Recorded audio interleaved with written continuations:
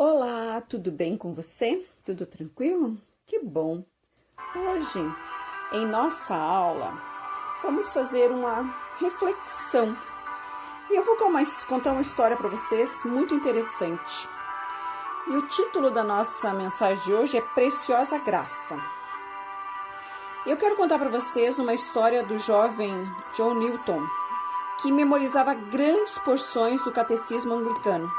Quando ele tinha 10 anos, a mãe dele faleceu e na adolescência ele afastou-se de Deus.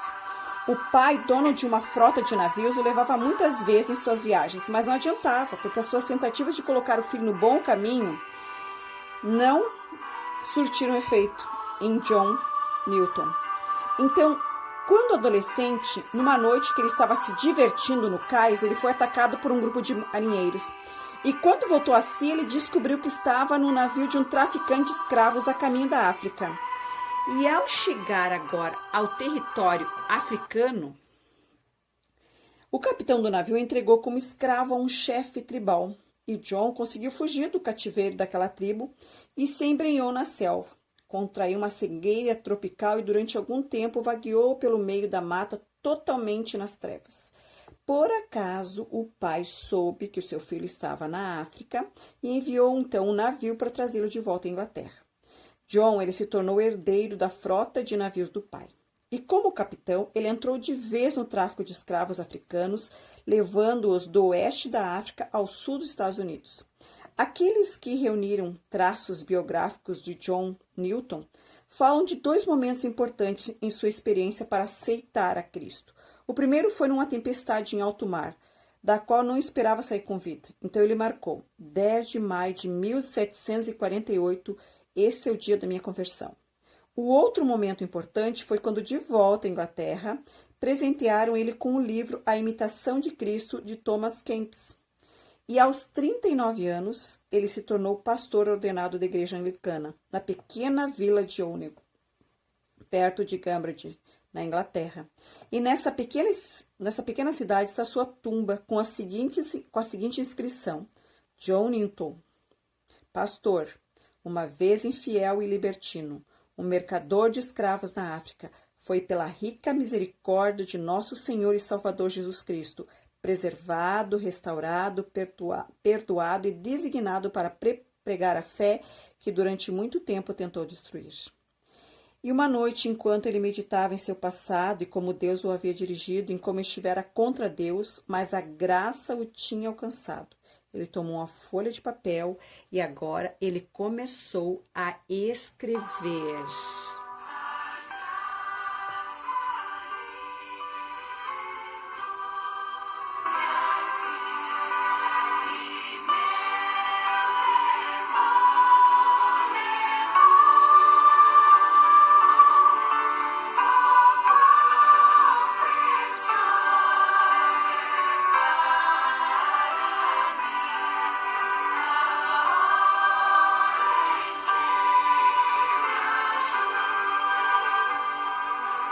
Você viu que lindo? Você ouviu a letra dessa música?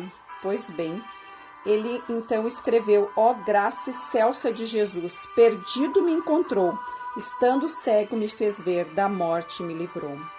Então em Efésios 2:7 nós temos: para mostrar nas eras que hão de vir a incomparável riqueza de sua graça, demonstrada em sua bondade para conosco em Cristo Jesus. Sabe que essa história linda e real nos mostra o quê? Que nós temos condições de mudar o nosso futuro. Não são as escolhas erradas que hoje nós fazemos que vão nos manter presos. Se nós deixarmos e reconhecermos que o nosso Deus é o Deus verdadeiro, é o único que pode nos salvar, Ele vai transformar, assim como Ele transformou este grande homem que escreveu este hino maravilhoso com essa letra que nos diz que o quê? Que a graça excelsa que vem de Deus nos dá condições de alcançar a nossa felicidade. Muito bem, espero que você tenha gostado. Linda essa meditação, né? Mas agora vamos trabalhar. Chega de conversa. Ótimo. Então agora eu quero que você preste atenção e você lembre que nós estamos trabalhando com o quê? Estamos trabalhando com a concordância verbal. Já vimos alguns casos na aula passada, mas agora vamos ver mais alguns, ok? São muitas regras e nós precisamos calmamente ir entendendo a concordância verbal. Então, vamos lá. Só quero lembrar para você que a concordância verbal, ok? É aquela alteração do verbo concordando com o sujeito em número e pessoa. Essa é a regra geral. Nós vimos algumas regras nas aulas anteriores, agora nós vamos ver mais um pouquinho das regras da concordância, ok? Então, vamos lá. Quando então, aparecer, professora, sujeito constituído de pronomes relativos que e pronome relativo quem. Vamos lá. Se o sujeito é o relativo, certo? Se o sujeito é o relativo, o verbo concorda, então, com o antecedente desse pronome. Então, vamos ver? Fui eu que achei. Então, aqui está o pronome relativo. Portanto, o verbo vai concordar com o antecedente. Quem é o antecedente? É o eu, primeira pessoa. Então, primeira pessoa está no singular, o verbo vai para o singular, ok? Vamos confirmar? Foste tu que achaste. Olha, aqui está o verbo. Achaste. Aqui está o pronome relativo. Ótimo, achamos o pronome relativo. Então, agora vamos ver com quem este verbo vai concordar. Vai concordar com o tu, que é a segunda pessoa do singular. Se for plural, professora, vamos lá, então. Fomos nós que achamos. Aqui está o que, o pronome relativo. Portanto, o verbo vai concordar com o seu antecedente. Quem é o antecedente? Nós. Portanto, achamos. Ok? Sim. Foram eles que acharam a chave do carro. Pronome relativo. Foram eles, os quais, né? Então, eu vou concordar o verbo achar com o eles, que é a terceira pessoa do plural. Portanto, o verbo fica na terceira pessoa do plural. Muito tranquilo isso, né? Mas, e se o sujeito é o relativo quem, professor? O verbo vai seguir a mesma regra geral. Vai concordar com o sujeito quem. Então, foste tu quem achou. Olha, tem o quem aqui, ó. Certo? Pronome relativo também. Portanto, o verbo vai concordar com o quê? Com o quem. Quem achou. Agora, fui eu quem achou. O achou vai concordar com o quem, certo? Então, quando eu tiver que, ele vai concordar com o antecedente. Quando eu tiver quem, vai concordar com o quem. Beleza? Ótimo. Essa regrinha é bem fácil, bem tranquila. Vamos ver a próxima? Agora, com a expressão ou. Então, vamos lá. Se o sujeito, ele inclui essa conjunção ou, está ela, com o sentido de exclusão, ok? Então, o verbo deve concordar com o núcleo mais próximo. Ó, André ou José cobrará. Quando estão num jogo, certo? O último pênalti. Somente um jogador pode cobrar esse pênalti. Então, significa o quê? Que eu vou pegar e vou colocar a concordância, quando a ideia é de exclusão, eu vou fazer com o mais próximo. Então, André ou José cobrará. Qual é o mais próximo? O José. Ok? Então, ou o André. Então, o que eu vou fazer? Eu vou fazer a concordância com o ou, porque tanto José como André podem cobrar o pênalti. Então, quando eu tiver ou, eu faço a concordância com o mais próximo, com o ou. Ótimo. Nesse caso, a cobrança de um exclui a do outro.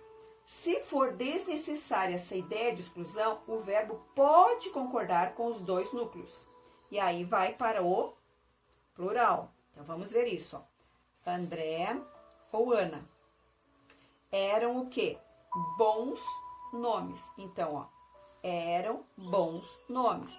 Então, aqui não há ideia de exclusão, porque os dois nomes, André e Ana, são bons para o cargo. Portanto, aqui não há ideia de exclusão, então, por isso, eu coloco no plural. Quando houver ideia de exclusão, eu coloco o quê?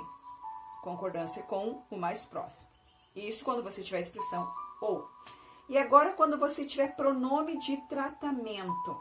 Se o sujeito é representado por um pronome de tratamento, o verbo só se flexiona na terceira pessoa do singular. Terceira pessoa do singular, ok? Ou do plural. Ótimo. Vamos ver isso? Vamos. Vossa Excelência, você já sabe que isso é um pronome de tratamento. Deseja que eu chame um táxi. Ou Vossas Excelências desejam mais alguma coisa? Você percebeu que aqui você fez a concordância no singular. E aqui está no plural, então você faz a concordância no plural, ó. S aqui. E esse S marca o quê? Marca plural, ok? Outra regrinha. Agora, vamos a mais uma, com o haja vista. Bom, nessa expressão haja vista, a palavra vista que você tem aqui, ela não flexiona. Ela é uma expressão fixa, assim como isto é, a saber, e não flexiona também a forma verbal haja, ok? Então, aqui você não vai flexionar. Não flexiona. Lembre-se disso, ok? Pois bem, a forma dela é fixa. Então, vamos ver o exemplo? Vamos. Era ótimo médico. Haja vista os males que curou. Era ótimo médico. Haja vista aos males que curou. Então, você percebeu? Agora, nesse último exemplo aqui, era ótimo médico, haja vista aos males que curou, o sentido da expressão, ela pode ser interpretado assim: tenha a vista lançada aos males que curou. Seriam inaceitáveis construções com visto. Haja visto, certo? Não aceita. Então, o haja vista, ela é invariável, ela não flexiona, ok? Muito bem. Agora, vamos trabalhar com o verbo ser. Bom, o verbo ser, por ele ser produtivo, ele frequentemente nos apresenta dúvidas quanto à concordância. Então, vamos analisar alguns exemplos aqui. Uma vitamina seria ótimo. É preciso paciência. Macarronada é bom. R$15 é suficiente. Bom, olha só que interessante aqui. Nos 3 primeiros casos, são esses aqui. Nos 3 primeiros casos, nós temos o fato que o sujeito, uma vitamina, que é o sujeito, ok? Na segunda, que é paciência, e na terceira, que é macarronada, está no feminino. Mas os predicativos, ó, aqui, está no masculino. Então, o verbo ser, ele permanece no singular em lugar de uma palavra, ou seja, seria uma oração subentendida, na qual faria parte o substantivo uma vitamina, certo? Paciência e macarronada, considerado como sujeito inicialmente. Então, como faríamos? Seria assim, tomar uma vitamina seria ótimo. Então, se nós organizássemos, então, dessa forma. Tomar uma vitamina seria ótimo. A segunda, é preciso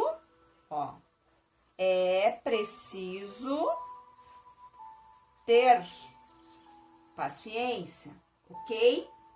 Se nós estivermos considerando essas palavrinhas que estão destacadas como sujeito. Próxima da macarronada. Macarronada é bom. Então, comer macarronada é bom, certo? Então, aqui nós percebemos que como sujeito dessas orações, então, é de fato uma oração implícita, ok? A concordância, então, vai se fazer com ela. Por isso que o verbo está no singular, ok? Porque nós temos ali o quê? Nós temos um sujeito ali em vitamina, paciência e macarronada, ok? Ótimo. Agora, nós vamos ver o próximo, que seria, então, o sujeito, certo? Outra construção semelhante, onde o verbo ser é aquela em que tanto o sujeito quanto o predicativo são expressos por substantivos, ou palavras com valor de substantivo, mas de número diferente. Nesse caso, a concordância do verbo com a palavra, a tendência neste caso é a concordância do verbo com a palavra que estiver no plural. Então, vamos ver aqui. Os problemas eram os fios. Fios está no plural? Está. Então, aqui a concordância do verbo ser também será no plural, ok? A segunda ali. Isso são indícios. Ó, isso são indícios. Indícios está no plural? Está. Então, agora o verbo ser também fica no plural, ok? Agora a última. Os buracos eram um problema com que não contava.